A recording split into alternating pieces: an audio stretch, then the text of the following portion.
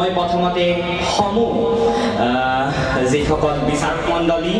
লগতে যি অভিভাৱক অভিভাৱিকাসকল আছে ইয়াত উপস্থিত লগতে যি দৰ্শক মণ্ডলী আজি যি গ্ৰেণ্ড শ্ব' এটা পতা হৈছে ৰক্তিম কুমাৰ ছাৰৰ দ্বাৰা আৰু মৃণালী মেমৰ দ্বাৰা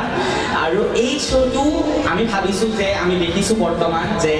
কণমানি বা মোৰ নিচিনা মোৰ লগৰ যিবিলাক ছোৱালী ভণ্টি আছে সেইসকলে এতিয়া ৰেম্প ৱাক কৰিছে অকল যে ৰেম্প ৱাক কৰিছে মডেলিং মানে যে অকল ৰেম্প ৱাক সেইটোৱেই নহয় মডেলিং হৈছে যিখিনি কনফিডেন্স এজন শিশুৰ তাতে থাকিব লাগে যিখিনি কনফিডেন্স এজন শিশুৰ লাইফৰ যেতিয়া ষ্টাৰ্টিং হয়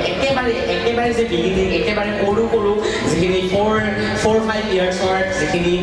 কণ্টেষ্টেণ্ট সেইসকলে যে ইয়াতে উপস্থিত হৈ নিজৰ এটা কনফিডেন্স দেখুৱাইছে আমাৰ মাজত সেই কনফিডেন্স দেখুৱাটো এটা বহুত ডাঙৰ কথা কাৰণ সেই কনফিডেন্সটোৱে তেখেতসকলৰ ব্ৰাইট ফিউচাৰ এটা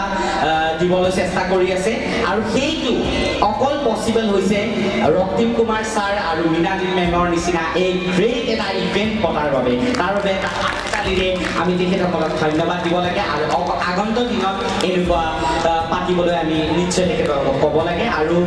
মই যিহেতু এজন এক্টৰ মোৰ এতিয়া বৰ্তমান এখন ধাৰাবাহিক NKTV স্পন্দন টিভিত আপোনালোকে চাব পাৰিব বৰ্তমান দি আছে উষা অনিৰুদ্ধ বুলি তাতে মই প্ৰহ্লাদৰ কেৰেক্টাৰটো কৰিছোঁ গতিকে আপোনালোকে নিশ্চয় চাব